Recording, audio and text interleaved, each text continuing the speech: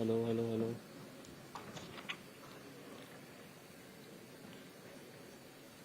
This year, the World Hindu Economic Forum has chosen Mumbai, the financial capital of Bharat and a hub of trade in Asia, as the venue for its 9th conference, recognizing Mumbai's pivotal role in accelerating progress towards a Viksit Bharat. D बोले तो development, लेकिन महाराष्ट्र में development बोले तो देवेंद्र। महाराष्ट्र की जनता इस बात को भली भांति जानती है, तभी तो पलक पावड़े बिछाकर माननीय देवेंद्र फडणवीस जी की शपथ ग्रहण की प्रतीक्षा कर रही थी। और 5 दिसंबर को जब वो शब्द गूंजे कि मी देवेंद्र सरिता गंगाधर राव फडणवीस ईश्वर साठ सतत घेतो, सुनकर महाराष्ट्र की जनता खुशी से झूम उठी, क्योंकि सब आए हैं तो पीछे डेवलपमेंट को तो आना ही पड़ेगा।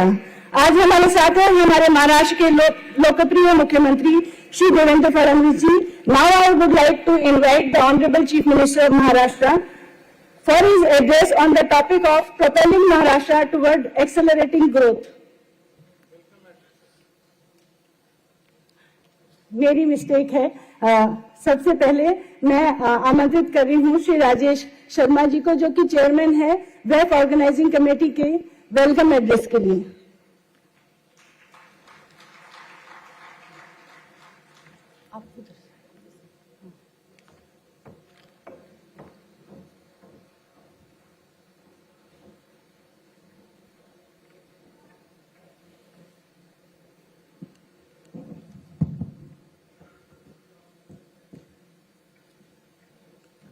नमस्ते, जय श्री राम, जय जिनेन्द्र, सत श्री अकाल।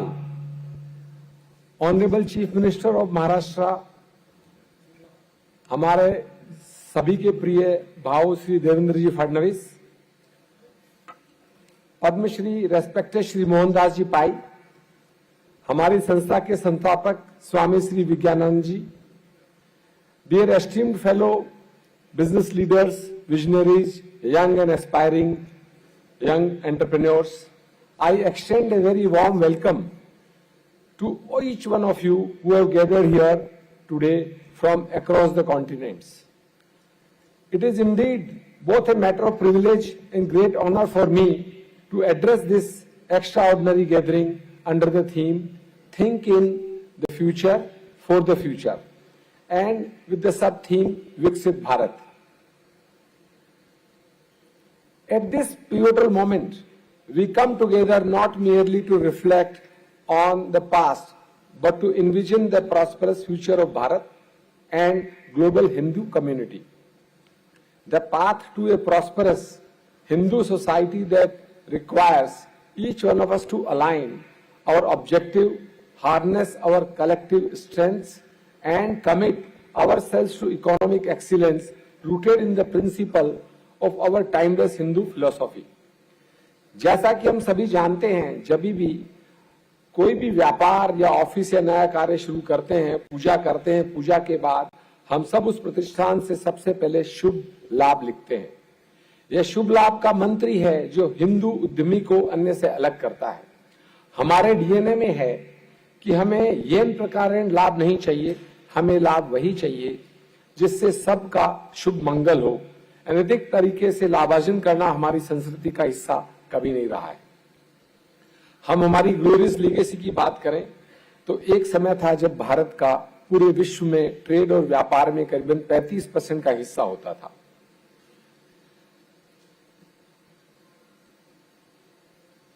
But colonial exploitation, internal fragmentation and technological adoption की कमी के चलते हुए हमारी जीडीपी ग्रोथ जो है एक समय पे करीबन हमारा ग्लोबल ट्रेड में हिस्सा घट करके 1.2% पे आ गया था, जो अब रिसेंटली बढ़ के वापस 3.2% पे आ गया है।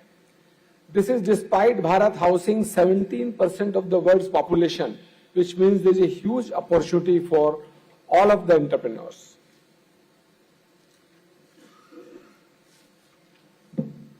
As we convene here in Mumbai today, Bharat's financial capital, our goal is very crystal clear: to reclaim our past glory and our historical economic strength by fostering entrepreneurship, innovation and collective growth. The World Hindu Economic Forum is not just an event. It is a movement. ये एक आंदोलन की तरह है. Over the years, World Hindu Economic Forum and its associate organizations have built a framework of mutually beneficial network in 200 plus cities, districts, and national chapters spread across about 60 countries. These chapters regularly organize business events, foster mentorship, and support startups to create a thriving global ecosystem of Hindu entrepreneurs and professionals.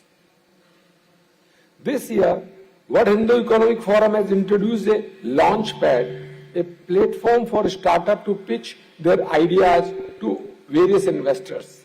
It is an opportunity to promote innovation and provide the right mentorship to young entrepreneurs. While Hindu community is dominating the global CEO club, we need to take a big leap and aim to prepare ground and provide conducive atmosphere and interculculate risk-taking capabilities in our business leaders and entrepreneurs so that next set of leading global brands like of Google, Amazon, etc. are ideated and owned by Hindu entrepreneurs. If you talk about driving towards Viksit Bharat, to transform Viksit Bharat into a global economic power, World Hindu Economic Forum aims to facilitate global market access from Auckland to Alaska. World Hindu Economic Forum is enabling local to global opportunities. Networking amongst the Hindu entrepreneurs would create each opportunities for global access to markets. Access to affordable capital, which is affordable financing, is the cornerstone for nurturing enterprises and scaling innovations. Historical experience suggests that close-knit communities are able to have much easier access to affordable capital. As regards leveraging human capital and technology, Hindus are rightly considered to be highly talented, peace-loving and law-abiding breed. Combining traditional wisdom with modern technology would propel us to much higher level if we channelize our human capital towards entrepreneurship. Promoting respect for wealth creator, Hindu as a society and Bharat as a nation and political leadership and bureaucracy needs to promote respect for wealth creator, as in the case of United States, which has 7 times higher GDP than us, despite our population being their population being less than a quarter of ours, for which to my mind, one of the main reasons is the age society has used respect for wealth creator and do not look down upon failures. Time is the most critical resource in entrepreneur's journey. Faster decision making at every level would not bring down the cost of capital, but also provide a big fillip to the entrepreneurial spirit of young mind, where the younger generation is always in a great hurry. If you talk about advocacy for business-friendly policies, World Hindu Economic Forum believes that the government should act as an enabler or facilitator to the business and not as a controller. World Hindu Economic Forum has started advocacy efforts by which World Hindu Economic Forum would identify bottlenecks and effectively take up with the appropriate authorities for fostering a conducive business environment.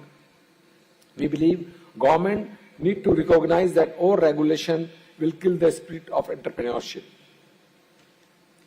A vision for the future, the journey towards a Viksit Bharat calls for collaboration across sectors, unity among stakeholders, and an unwavering commitment to entrepreneurship.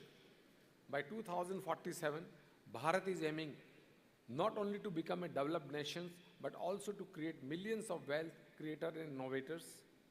Together, we can uplift lower income groups into the middle class, address societal changes, and redefine Bharat's position in the global economy landscape. As we embark on this journey together, let us take inspiration from Acharya Chanakya's wisdom. Sukhasya moolam dharma hai, dharmasya moolam artha hai.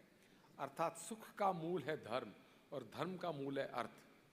Let us build enterprises that upholds dharma, generate wealth, then following our Vedic philosophy of शतहस्त समाहरः सहस्त्रहस्त संकीर्य, अर्थात 100 हाथों से धन का अर्जित करो और हजारों हाथों से उसको सबके साथ में शेयर करो। इसी का पालन करते हुए पूरे हिंदू समाज का उत्थान हो। Before I conclude, on behalf of the organising committee, I once again welcomes you all on this landmark event.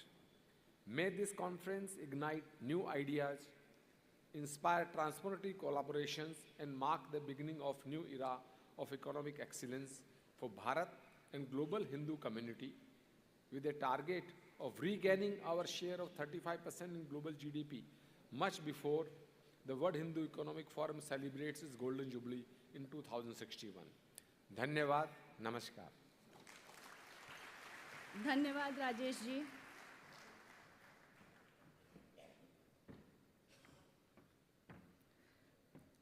Now I would like to invite Honorable Chief Minister of Maharashtra, Shri Devendra Fadnavis ji, for his address on propelling Maharashtra toward accelerated growth. Devendra जी को स्वामी जी मुझे कह रहे हैं introduction करो, क्योंकि और of course Devendra जी जैसी हस्ती को इंट्रोडक्शन की आवश्यकता नहीं होती, मैं क्षमा चाहती हूँ। Devendra Fadnavis ji is the current chief minister of Maharashtra, having previously held this position from 2014 to 2019, a law management graduate. He has held key leadership roles in Bharatiya Janata Party. Devendra ji is known for spearheading major infrastructure projects like Mumbai Metro, Samruddhi Expressway, Coastal Road, etc. His governance model focus on rural development, agriculture growth, women empowerment, लाडकी बहन याद है ना आप लोगों को, and fostering sustainable economic growth through innovation and public private partnership. माननीय मुख्यमंत्री श्री देवेंद्र फडणवीस जी।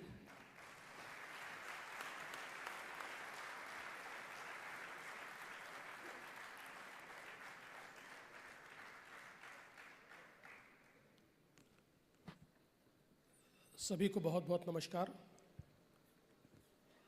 मंच पर उपस्थित वर्ल्ड हिंदू इकोनॉमिक फोरम की पुरोधा श्री स्वामी विज्ञानंद जी, आज के अध्यक्ष हमारे राजेश शर्मा जी, पद्मश्री टीवी मोहनदास पै जी, शैलेश त्रिवेदी जी, हमारे बीच उपस्थित सुरेश भगेरिया जी, संजय नगरकर जी, विपिन जी, मंगल प्रभात लोढ़ा जी, मंचासीन सभी महानुभाव और यहाँ पर उपस्थित सभी बहनों और भाइयों, सबसे पहले मैं आप सभी का इस मुंबई नगरी में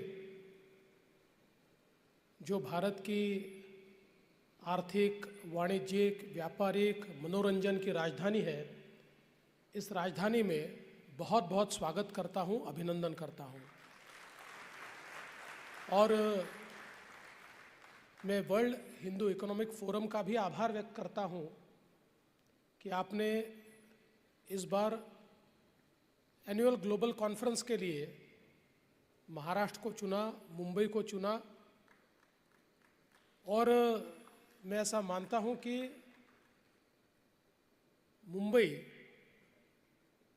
न केवल हमारे देश की आर्थिक राजधानी है, आने वाले दिनों में हमारे देश की फिनटेक की राजधानी भी मुंबई बनने जा रही है। तो मुझे बहुत खुशी है कि आज हम सभी लोग यहाँ पर एकत्रित हुए हैं। वर्ल्ड हिंदू इकोनॉमिक फोरम ने पिछले कई वर्षों में हमारे आर्थिक सामाजिक विकास के क्षेत्र में हिंदू इथोस के आधार पर हम विकास कैसे कर सकते हैं, इसके बारे में कई संकल्पनाएं हमारे सामने रखी है। हम सभी लोग जानते हैं कि पश्चिमी सभ्यता में और हमारी सभ्यता में एक मूलगामी अंतर यह है कि वहाँ ये माना जाता है कि सर्वाइवल ऑफ द फिटेस्ट, जिसमें ताकत होगी वो जिएगा, जिसमें ताकत नहीं होगी वो समाप्त हो जाएगा।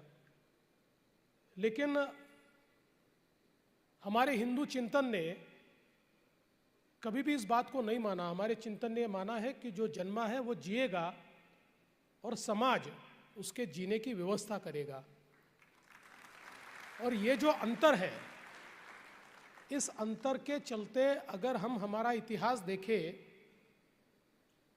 तो दुनिया में हमारी भारतीय सभ्यता एक ऐसी सभ्यता है जिसने अपने कर्मण्यता के भरोसे, अपने पुरुषार्थ के भरोसे विकास किया है।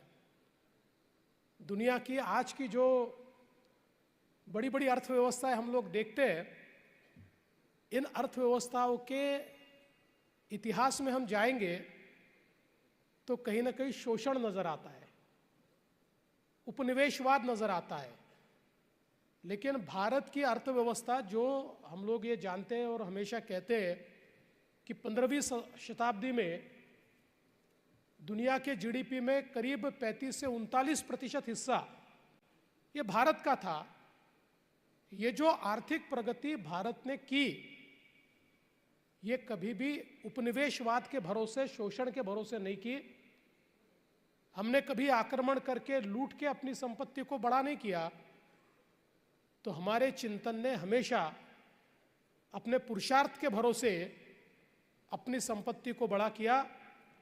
और हमारे देश में, हमारे चिंतन में उसी राजा को बड़ा माना गया जिस राजा ने देने का काम किया। लेने का काम करने वाले राजा को हमने कभी बड़ा नहीं माना। जो देता गया, जो लोगों का कल्याण करता गया, जो जनता का कल्याण करता गया, उसी को हमने हमेशा बड़ा माना है।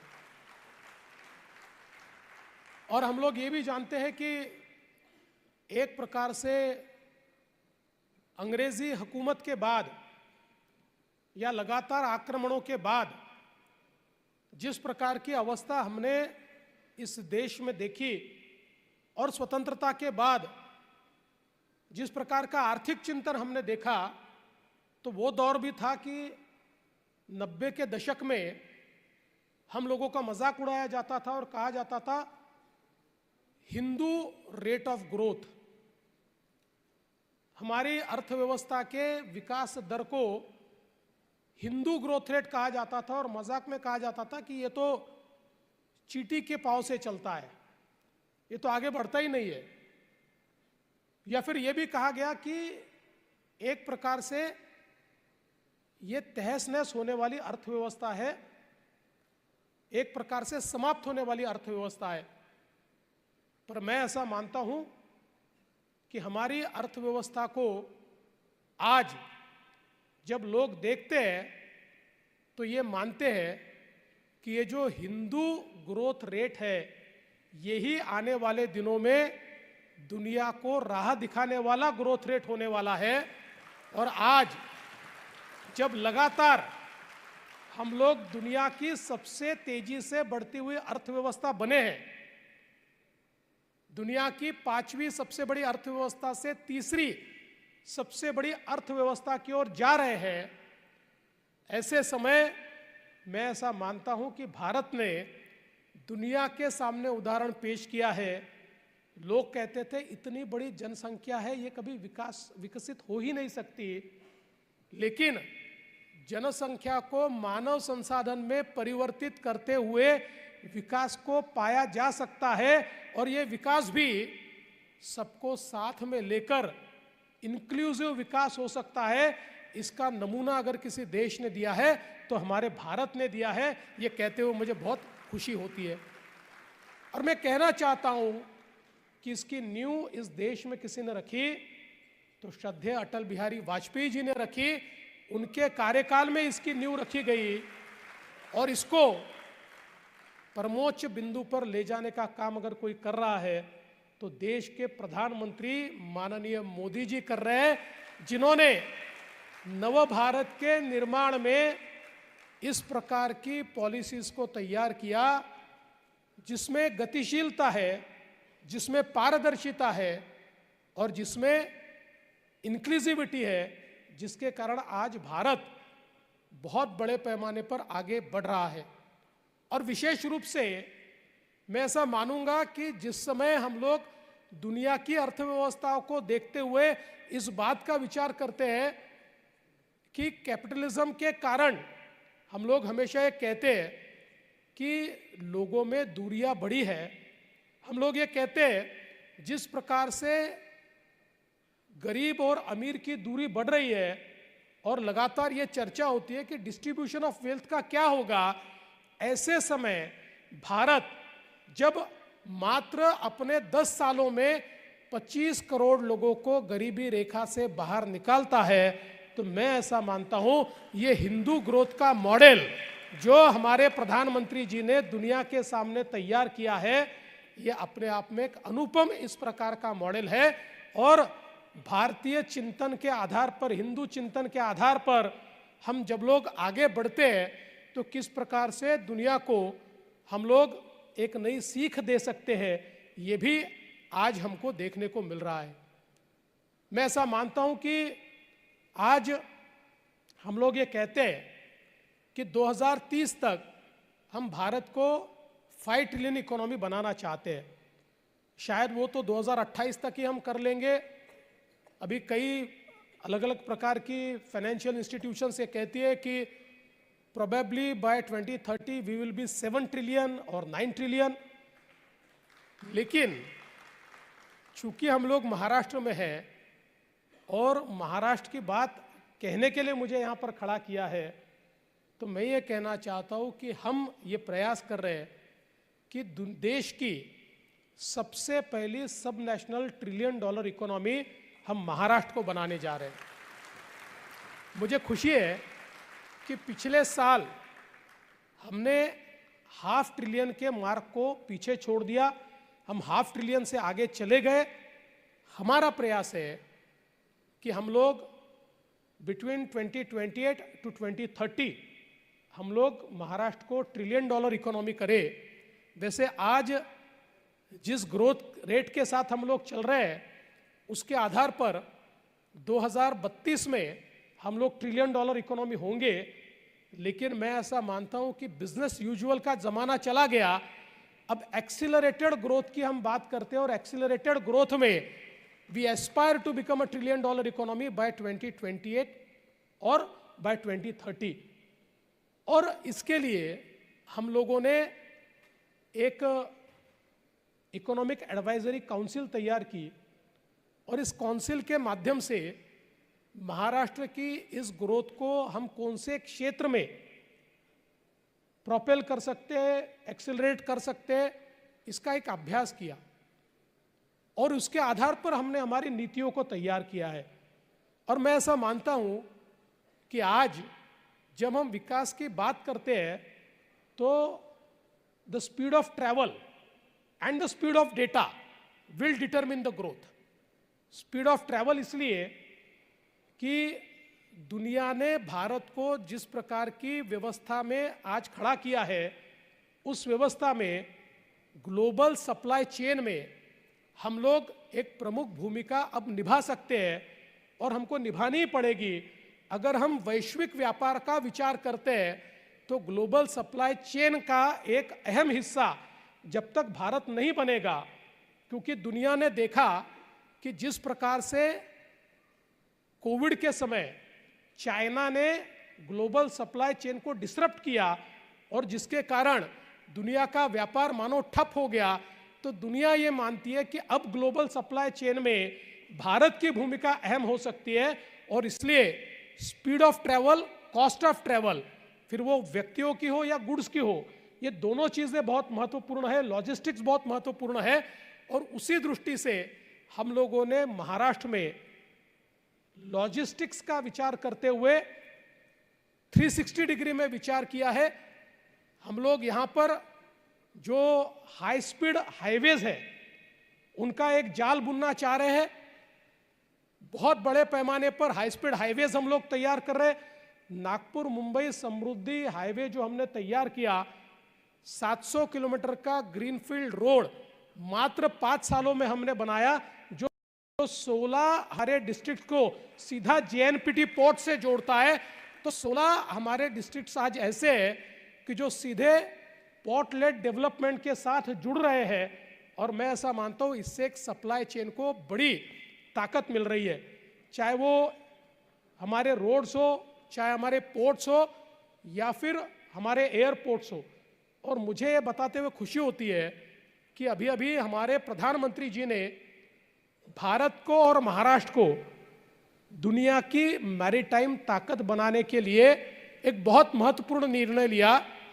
आज हमारे भारत का जो कंटेनर ट्रैफिक है, 60% कंटेनर ट्रैफिक ये मुंबई का जेएनपीटी पोर्ट हैंडल करता है। अभी हमने एक नया पोर्ट तैयार करने का फैसला किया, जिसके काम की शुरुआत हम लोग कर रहे हैं। ये वाढवण पोर्ट है। ये पोर्ट जेएनपीटी पोर्ट से 3 टाइम्स बड़ा, 3 गुना बड़ा पोर्ट है, और 10 किलोमीटर तक 20 मीटर डीप ड्राफ्ट का ये पोर्ट है। दुनिया का सबसे बड़ा जहाज भी इस पोर्ट पर आ सकता है। तो भारत को एक नई मैरीटाइम ताकत के रूप में अब महाराष्ट्र डेवलप करने वाला है, और मैं ऐसा मानता हूँ हमारे सप्लाई चेन में एक बहुत महत्वपूर्ण भूमिका ये पोर्ट आने वाले दिनों में तय करेगा। आज हम देख सकते हैं जिस प्रकार से इंफ्रास्ट्रक्चर का पुश हमारी सरकार ने दिया है, विशेष रूप से मोदी जी की सरकार देश में आने के बाद और बीजेपी की सरकार महाराष्ट्र में आने के बाद, 2014 के बाद जिस प्रकार से हमने इंफ्रास्ट्रक्चर के सेक्टर को बदला है।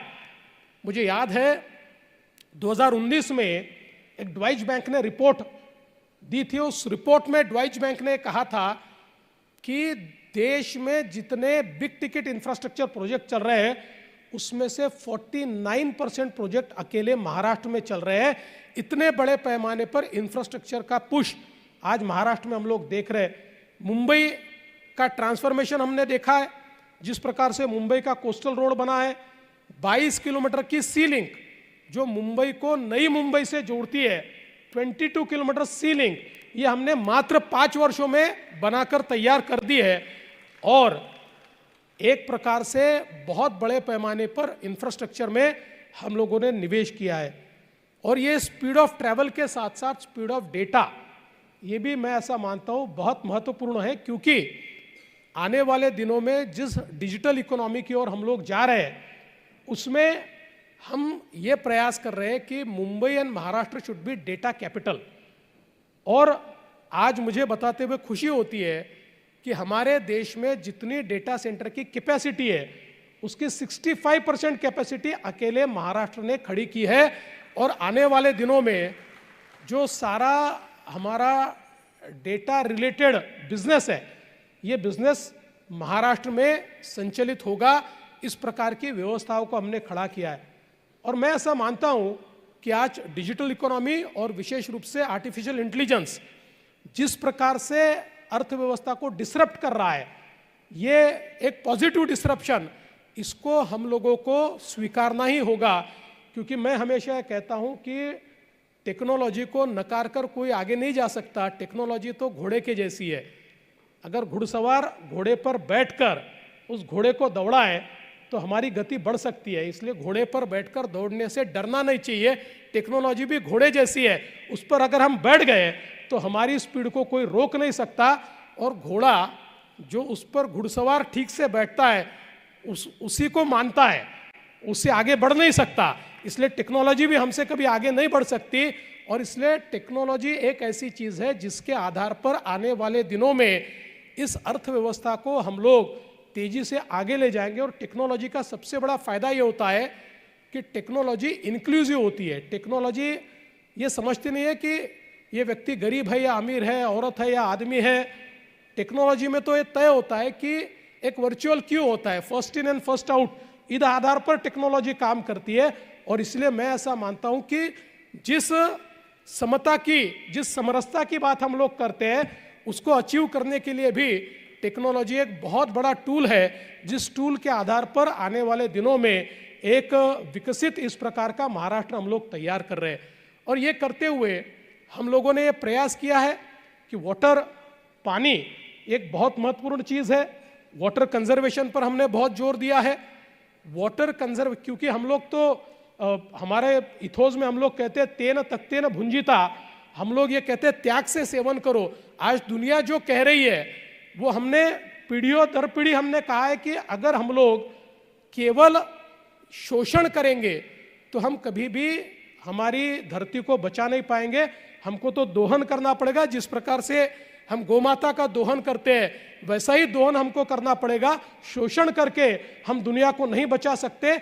उन्हीं इथोस के आधार पर हम लोगों ने वाटर कंजर्वेशन पर बहुत जोर दिया और मुझे कहते हुए बहुत खुशी होती है 2020 में भारत की सरकार ने जिस समय पूरे देश का वाटर टेबल का एक चार्ट घोषित किया तो उसमें देश के अलग अलग राज्यों में वाटर टेबल कम हुआ था, लेकिन महाराष्ट्र एक राज्य ऐसा था जिसमें वाटर टेबल ऊपर आया था। और साथ साथ देश में जितने वन है, जंगल है, इसका जो आच्छादन है, इसमें भी सबसे ज़्यादा जंगलों की बढ़ोतरी ये महाराष्ट्र में हुई थी। तो सस्टेनेबिलिटी के साथ हम लोग काम करना चाहते। अभी नदी जोड़ प्रकल्प हमने शुरू किया है जिसमें हम लोग नदियों को जोड़ने का काम कर रहे हैं और विशेष रूप से जो रिन्यूएबल एनर्जी है इसमें महाराष्ट्र ने बहुत बड़े पैमाने पर काम शुरू किया है। मैं बताना चाहता हूं कि आज महाराष्ट्र में केवल 16% हमारी एनर्जी ये रिन्यूएबल्स के माध्यम से आती है, लेकिन 2030 में 52% हमारी एनर्जी ये रिन्यूएबल के माध्यम से आएगी।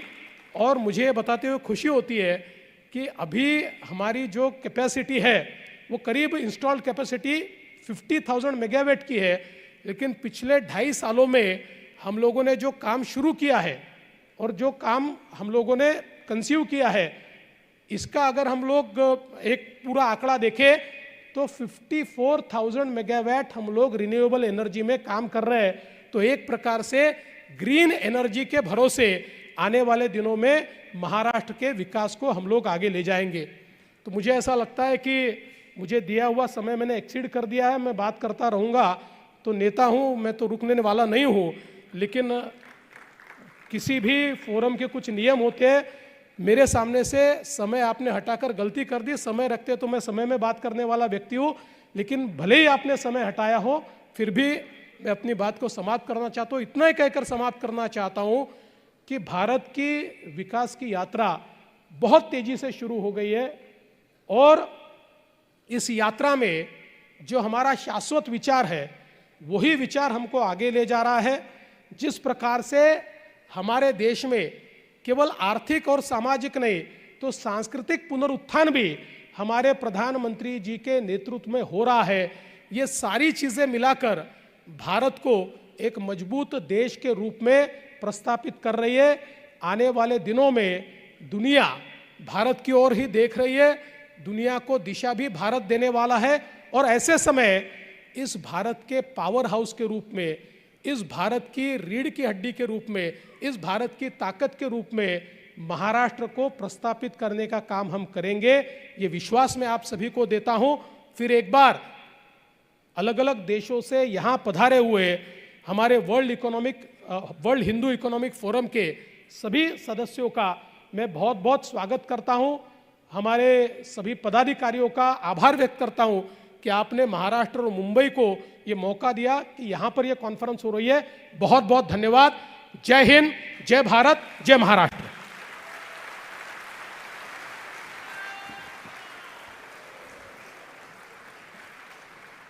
Dhanyawad, sir. We are deeply grateful for your insightful address. Your leadership and vision are pivotal in ensuring that Maharashtra remains at the forefront of progress and innovation. हम सारे लोग ये सुनते हैं कि विकसित भारत 2047 का संकल्प है, 2047 तक भारत जो है विकसित भारत की श्रेणी में आ जाएगा। लेकिन अक्सर ये सवाल आता है कि वहाँ तक पहुँचने की प्रक्रिया क्या होगी और इसमें कैसे और क्या प्रक्रिया के तहत हम वहाँ पहुँचेंगे। To shed light on this vision and the path forward, we are honoured to have with us today Padmashri T V. Mohandas Pai ji, chairman RN Capital.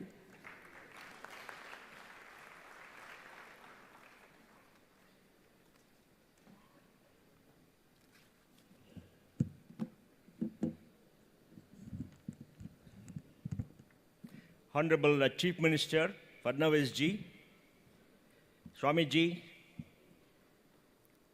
Rajesh Sharma ji, Trivedi ji, ladies and gentlemen, I'm very happy to be here to present on accelerating towards Viksit Bharat. Can you put up the slides, please?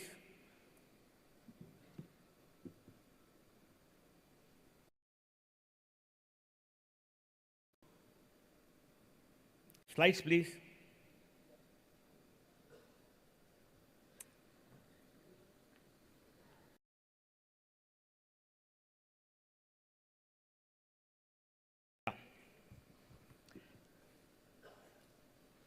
Bharat was the richest civilization in history. Please remember this.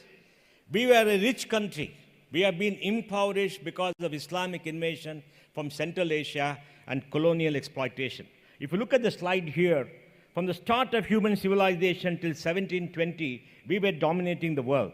Then we became poor to various reasons.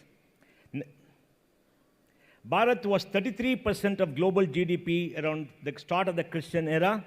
Because we had agrarian abundance, we were a global trade powerhouse, and advances in technology and science. Exactly the three things that we need today to develop and to dominate the world. We had manufacturing excellence. Textile manufacturing, cotton and muslin was globally renowned. Pliny the Elder of Rome wrote 2,000 years ago, trade with India will impoverish Rome, because Rome imported spices and textiles and had to pay for it in gold and silver looted from around the world. So India has been a rich country. We had great revenue system with the Mauryan and Gupta empires who made sure that farmers had enough money, but the Islamic invaders made sure that 50% of land revenue went to them for nach and mouth. They never created institutions. We had trade networks all around the world. They speak about the Silk Route. The actual route was with Indian trade by the oceans. If you go to Bali, the Bali Yatra, Southeast Asia, and all the trades happened. Trade happened with Rome. Trade happened with Europe too. GDP collapsed in around 1700 with the start of the Mughal Empire and with colonial exploitation. Deindustrialization started with the British who looted India. The British took away $45 trillion of wealth from India in today's money from 1765 to 1938. Professor Usha Patnaik has written about it. Please remember this, $45 trillion in today's money. That much money has gone out of this country because of exploitation. They exploited the surplus, export surplus that we did. Whatever India exported, it was paid for in gold in Great Britain. Great Britain then gave us council bills. They taxed us, took our taxes, and paid for the council bill in rupees. Can you believe this kind of exploitation? The chatuta they had in exploiting was unparalleled in human history. Manipulation of foreign exchange was done in the gold and silver set-off prices by the British. Forced commodity exports. They made our farmers grow goods which was required for their manufacturing. This is important to us to understand. When the British left in 1947, white imperialists left this country. It was replaced by brown imperialists who carried on the same policy.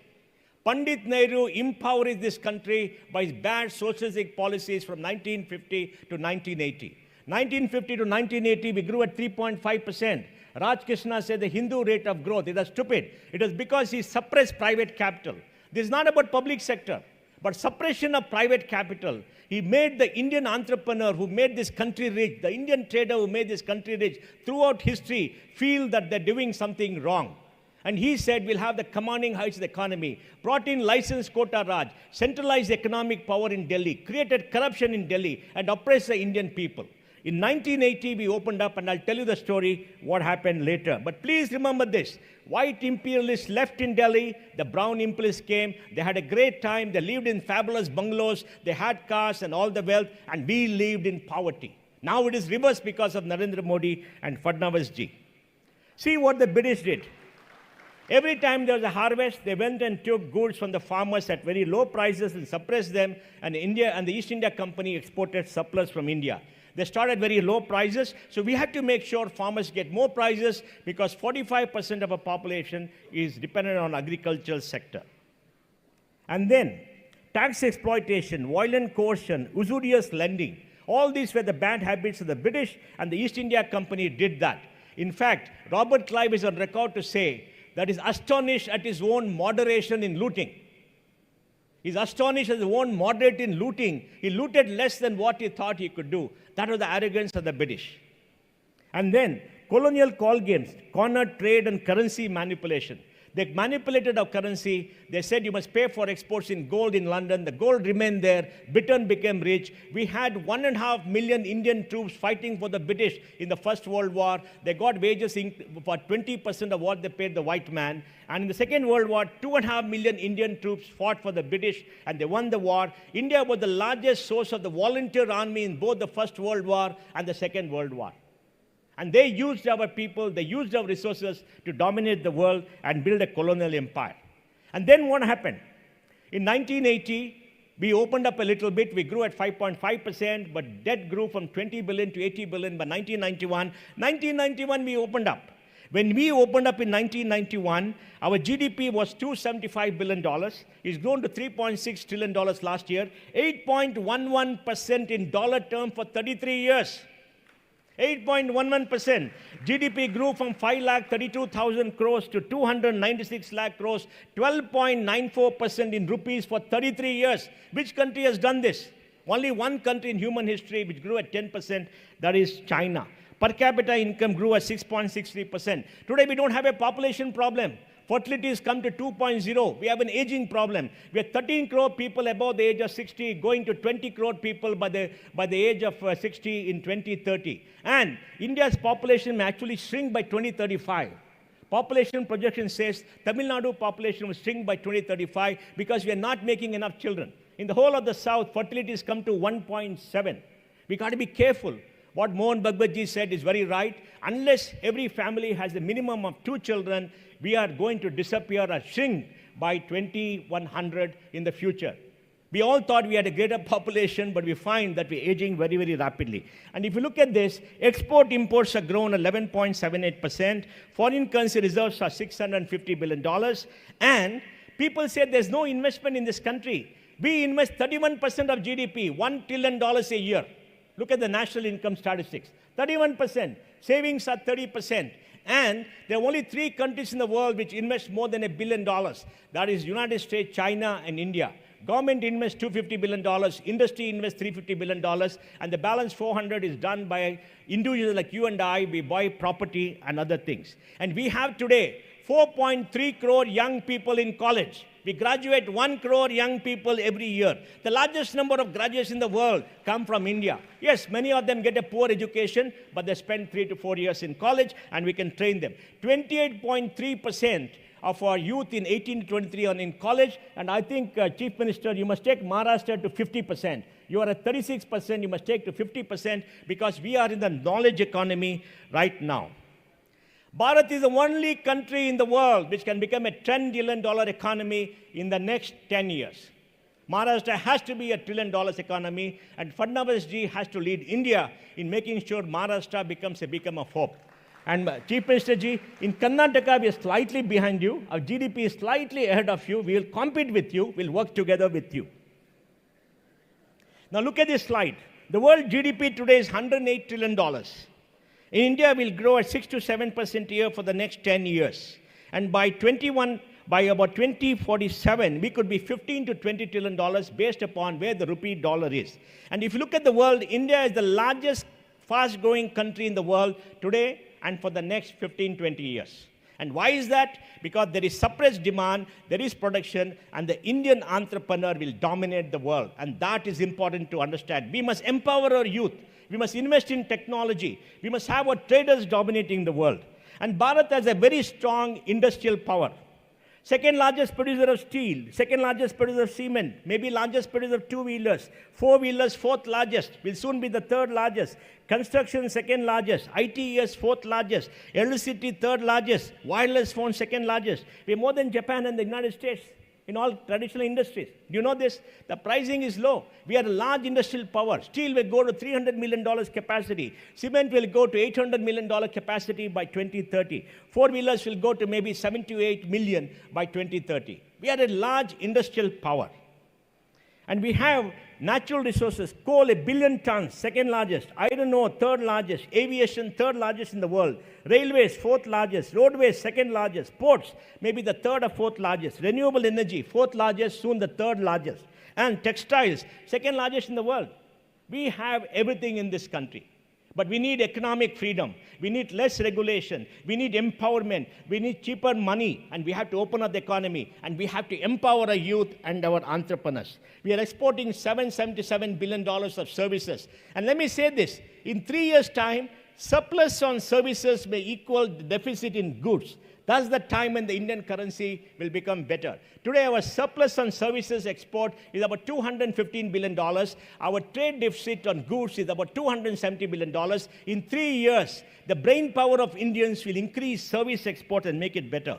We are a rich agricultural country, second largest producer of food, 330 billion tons. Milk, largest producer. Cotton, largest producer. Horticulture, second largest after Brazil. Sugar, largest or second largest. Spices, largest. We are the largest cropland among all countries. Undivided India had the largest cropland in human civilization for any country, right from Peshawar to Dhaka. And we have the 50% land is irrigated. Productivity is poor. We are the largest bovine population. Bovine population in the world. We give them full rights under the Constitution. Our cows can wander everywhere. They can't climb the steps to come here, but we give them full freedom in the streets of India. And then the world is undergoing a digital revolution. We lost the industrial revolution in 1750 because we are under colonial domination. And Nach and Mauj dominated Delhi because they ruled by foreign invaders. Now in the digital revolution, out of 8 billion people on the planet, 5.7 billion people have a mobile phone, 5.5 billion people have a internet connection. And all of them are doing business. The internet revolution will change the world.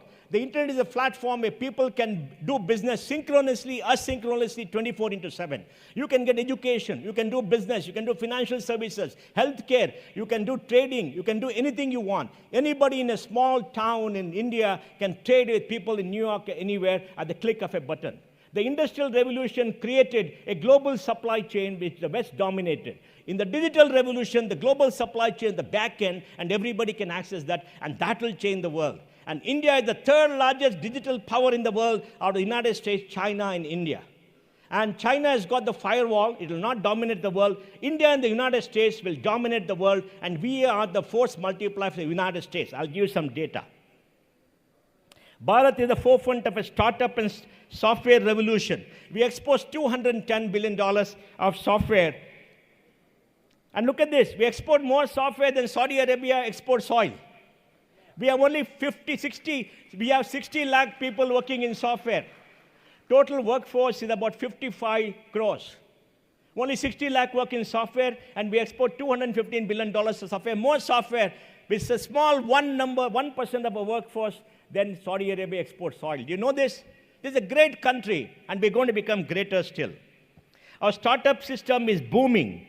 Third largest sourcing system in the world, 138,000 startups, $550 billion of value created. And then, if you look at the software system, let me give some data, Chief Minister. We export $215 billion of software, could go to $450, $500 billion by 2030. Of the 10 largest software companies in the world by market value, 5 are Indian. Of the top 5, 3 are Indian. Of the 3.2 million people working in the top 10, 2.3 million are Indians. 50% of global hiring in software outside China happens in India. America has 6 million software people. 1 million are Indians staying there. Out of the 6 million working in India, we have 3 million working for American companies. Out of 10 million working for American companies globally, 4 million are Indians. Bangalore has 25 lakh software people, 60,000 IT companies, 45 unicorns, 25,000 startups, $85 billion of software exports. And we need more roads. That's why we want Fadnavis to come to Bangalore too. And you must remember, the software is going to change everything, and we are dominating. And in India and the United States are linked together, and we are the software power for them. Bharat's 117 unicorns created $350 billion of value. We should have $250 billion, 250 unicorns if money starts coming in. This year, we're going to have $14 billion invested. Last year was $25 billion.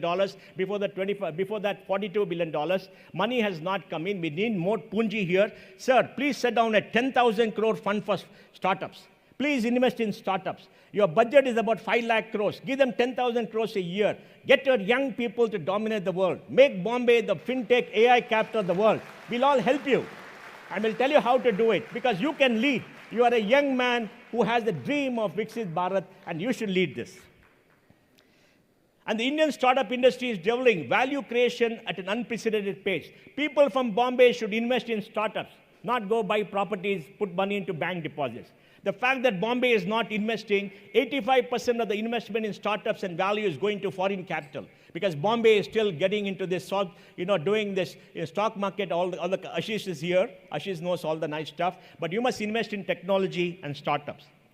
Startups have created great value. A Bharatiya IPO is a clear target. Swamiji, 10 years back, 5 years back, Indian companies went to Singapore, went to US to list. They didn't come here. Now everybody is coming here. They're changing domicile, coming here, because Bharat is giving the biggest value. Look at all these companies who are investing.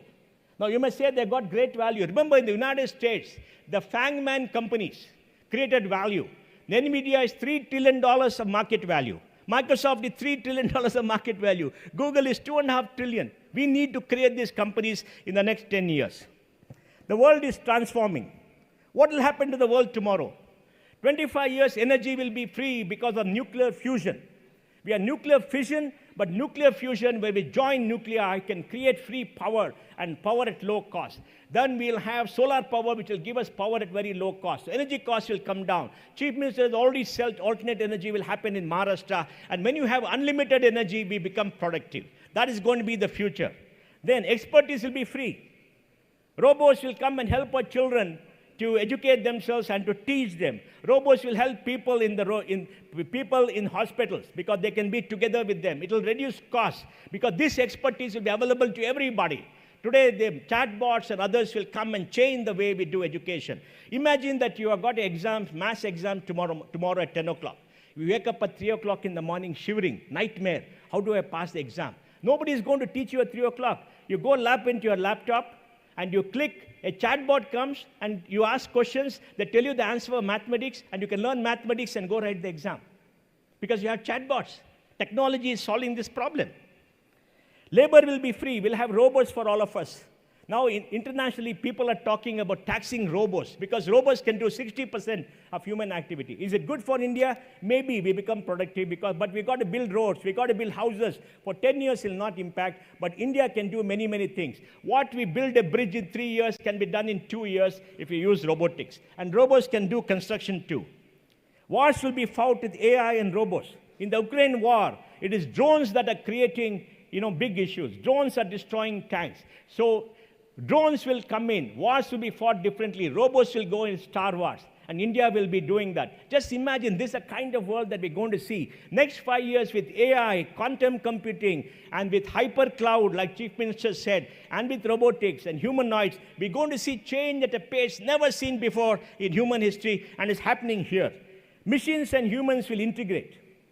We'll be able to think and talk to the computer to do many things that we could not do right now, because they'll put a chip in the brain. Elon Musk is putting a chip in the brain, and a person who has been paralyzed is able to, through thinking, change and give some instruction. And that's happening right before us. Every human being will live for 120 years. We want Swamiji to live for 120 years, because after Viksit Bharat, he has got to create the Hindu civilization and the culture. Why? Because we are healthy. We can regenerate organs. If your organs go, we can regenerate. Young people get the heart broken because they fall in love and it doesn't work. They sing songs and go around the trees. If the heart is broken, we can give them a new heart and design a new heart for them. And all that will happen. In the womb, we can make sure that children don't get inherited diseases. Bharat's financial and social infrastructure is robust. We have a great banking system because phone banking is gone. Banks are clean. NPAs are low. Banks this year will make 4 lakh crore profit. SBI will have 20% return on equity. Can you believe that? 4 lakh crore profit. They're all making money head over heels. They must reduce interest rates for us. I think that is important. Bharat digital payments. In digital payment, 45% of digital payments in the world are from India. They've gone from 9 billion, 10 billion to 20 billion in just 2 years. Bharat is a strong financial base. Our market value is 4.84 trillion. Maybe 5,500, 6,000 companies are listed. With the largest F&O market, maybe a good thing, maybe a bad thing, but it exists in this country. We get $75 billion FDI a year. Global Bharat equity story is now at scale. with the 4th largest equity market in the world, and we could be the 3rd largest equity market in the world. Of course, the United States will dominate, but we should go there and dominate the United States. Look at all the Indians in Trump's cabinet, right? We should go there and join, and we should dominate their politics so we can do that. Look at the long term. India and the US have dominated global markets in giving the best return for 30 years. If people tell you India has not given return, show them the data. United States and India, the best performing market for 30 years continuously in this country. If only Bombay becomes better, we have better roads, lesser slums, and cleaned up, we'll get unlimited FDI coming in. I think we got to get a great experience in Bombay. Bombay requires you to work harder and make sure it's much better, much better. Bombay should be better than New York. Bombay should be better than Shanghai, better than Beijing. USA is ahead of Bharat in stock market returns, but Bharat is number 2. All these years, from the last 12 years, Bharat has done very well. And look at this education structure. 1,200 universities, 42,000 colleges, 4.32 crore young people in college. Gross enrollment rate is 28. All societies have done. Chief Minister, here is data for you. SC makes up 18.8% of population, 16.4% of students in college. ST 8.8, 6.4.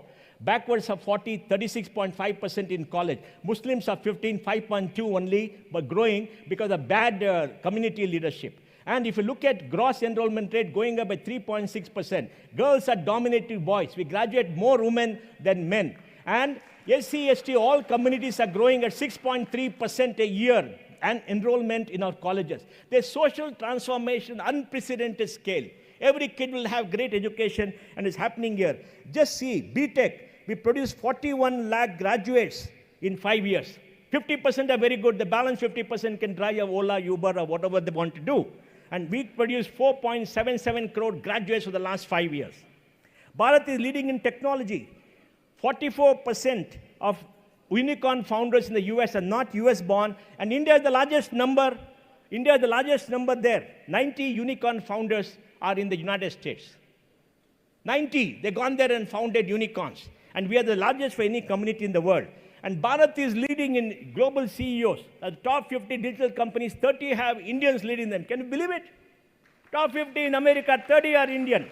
We want them to stay there. We'll applaud them. Not that they're going to do great things for us. They may not. But we'll applaud them. But look at the power of the Indian. Look at the power of Bharat. Look at the power of the Bharatiya. This is what you must encourage. We got the 3rd largest number of billionaires. By 2030, we must have 1,000 billionaires. Mumbai should have 500 billionaires.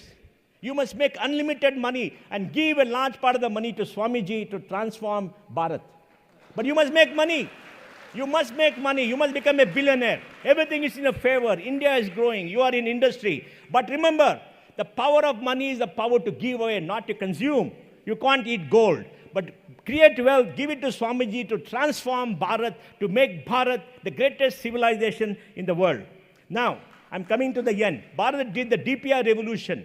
Digital public infrastructure, only country to create digital platforms owned by a public utility where everybody can get a number, we can transfer money at no cost, we can keep a digital infrastructure, we can get health, we can do digital infrastructure for school education, FASTag. Just imagine the transformation because of Modi ji. In 2015, Modi ji stood up in Red Fort and said, Digital India, Startup India, Stand Up India is happening before our eyes. India is transformed. We in our office get 700 startups coming for capital every month. Every month. We have seen 40,000 startups in the last 7 years. And then we have used technology to make sure every Indian has a roof over the head, water in the tap, power in the switch, toilet in the house, food on the table, education for their children, a bank account, a mobile connection, money in the bank, and then a road to the house. If every Indian has the necessities of life, that Indian will be demanding. And now our Chief Minister done something unique. He is giving 3 crore women in Maharashtra 2,100 rupees. That's a very good program, Chief Minister. You will transform India. Please trust the Indian woman. The Indian woman will transform India. And next, when we have 33% women in parliament, India will be more powerful. Because women will build society, women will educate children, women will focus on health, and our Prime Minister is giving them money, empowering them, making sure they rise, and we'll see a peaceful, great society in future. Now, my last slide. To build Viksit Bharat, what do we need? Swamiji, we have to create a global community. We have 5 crore Indians outside. Their GDP is about $2 trillion. We got $4 trillion inside. Together we are $6 trillion. We must use them to grow, and we must be part of this community so that all of them work together to make the world a better place and dominate the world. We are the best civilization. We should be the most respected civilization. We should have cultural pride, invest in our culture. India has seen the greatest cultural artifacts in human history. The cultural extent, diversity India has, nobody has in history. And this culture should be expanded. We must empower the youth by getting them better education, higher quality education. 50% of youth should be college graduates. We must have more PhDs, more master programs, and export them around the world. We must produce 1.5 lakh doctors, and like software, dominate the healthcare industry around the world. We have the human capital. We have to educate them and make sure we have a global domination policy. Transform infrastructure. Make Bombay best city in the world. Make Bangalore the best city in the world. If you come and help us, we need more roads and more trains. And then digital superpower. We'll build the digital platforms to be one of the biggest digital superpowers leading the industrial revolution. Economic growth in North Bharat. I appeal to all of you, invest in UP. UP is 17% of India, 23 crore people. Invest in Bihar, 13 crore people. Invest in Rajasthan because they are going to dominate politics. When delimitation happens, seats go to 833, North India will dominate. But they're backward. India's per capita income is 2,11,000 rupees. UP is 1,07,000 rupees. Karnataka is 4,35,000 rupees. Maharashtra is about 4 lakhs. So we must invest in UP. We must bring up UP. If UP comes up, India will prosper in the next 10 years. So, strengthen defense infrastructure too, because we must have a strong defense based on technology, because the world respects military power. The world respects economic power. The world respects human power. Human power, we're getting there. Economic power, we're getting there. Our military should be strong based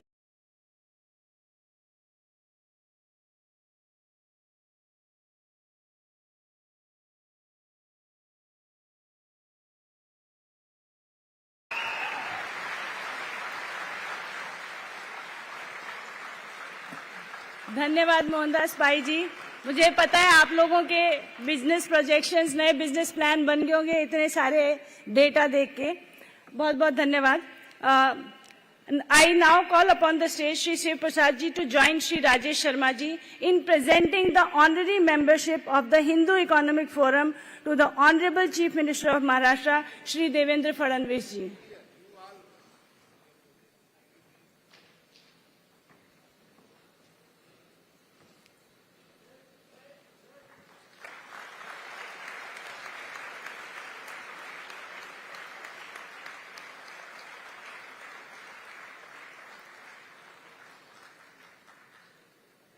हम सभी जानते हैं कि हमारे माननीय मुख्यमंत्री जी के समक्ष प्रदेश के ढेरों उत्तरदायित्व है और समय का अभाव है, तो चाहकर भी हमारे साथ नहीं रुक सकते, लेकिन इतने व्यस्त कार्यक्रम